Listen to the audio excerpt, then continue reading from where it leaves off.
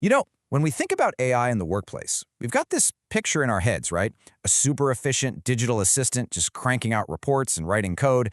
But what if that's not really what's happening at all? Yeah, the whole story we're told about AI for business is always about, well, business. It's about efficiency, productivity, return on investment. It's supposed to be this serious, powerful tool for getting work done.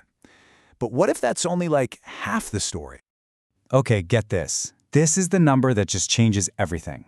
Over 70% of how we use consumer AI has nothing to do with work at all.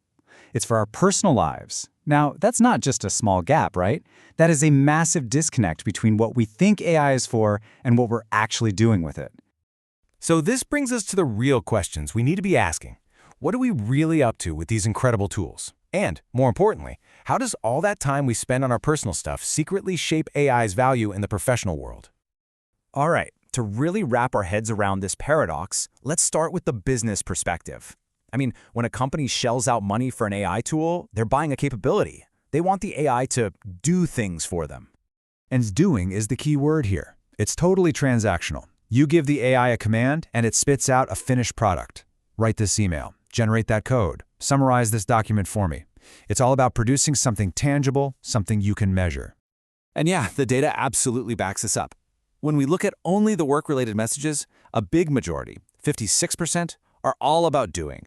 This is the productivity engine that companies are paying for, plain and simple. So, what's the number one thing businesses want AI to do? Well, it's writing. A huge 40% of all AI messages at work are about creating text. And if you look at just managers, that number jumps to over 50%. Writing really is the killer app for AI in the workplace. But here's where it gets really interesting. It's how we're using it for writing. You'd probably assume it's about creating stuff from a blank page. But the reality? 2/3 of the time, it's all about refining something that already exists. We're bringing our own text to the AI to have it edited, summarized, or critiqued. So it's less of a ghostwriter and more like an expert editor sitting right at your shoulder. Okay, so that's the business world. It's all about doing. But that picture is completely different from what actual users, people like you and me, really want. Our motivation comes from somewhere else entirely. For us as individuals, the main thing we're doing is asking. And this isn't about getting an output. It's about getting an input. It's driven by curiosity, by learning. How do I fix this leaky faucet? Or explain black holes to me like I'm 5. Or what are some good gift ideas for my dad? And here it is. This is the paradox in one chart. When you look at all AI messages, work and personal combined, the whole thing flips on its head. Doing drops down, and asking shoots up to become the number one thing we do. It's just what we naturally gravitate toward. So what does this asking actually look like? Well, the single biggest category is practical guidance. That's a staggering 29% of all usage. This includes things like tutoring and just general how-to advice. We are literally using AI as our own personal teacher and life coach. And it's not just that we're doing it more often. We're also happier when we do it. Users consistently rate their asking conversations as being higher quality. We get more satisfaction from using AI to learn than we do from just telling it to do a task. Think about that for a second.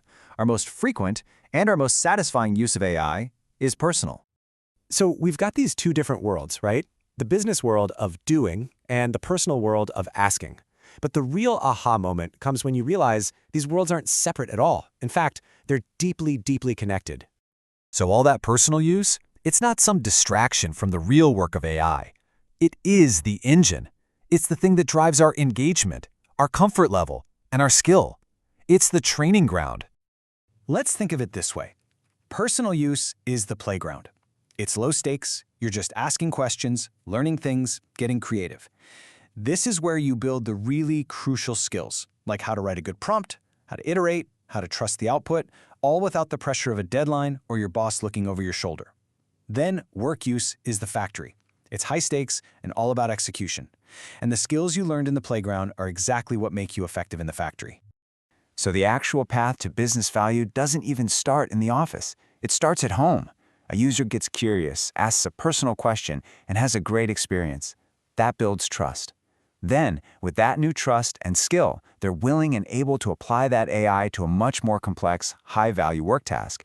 And it's only then that the business finally sees its return on investment. So what does this all mean for us? Well, it leads to a pretty powerful conclusion, one that could totally reshape how we think about enterprise software from now on. You can't just force AI productivity from the top down. True adoption, the kind that actually unlocks real business value, only happens when individuals find personal value in it first. It's a bottom-up revolution, and it's driven entirely by personal utility.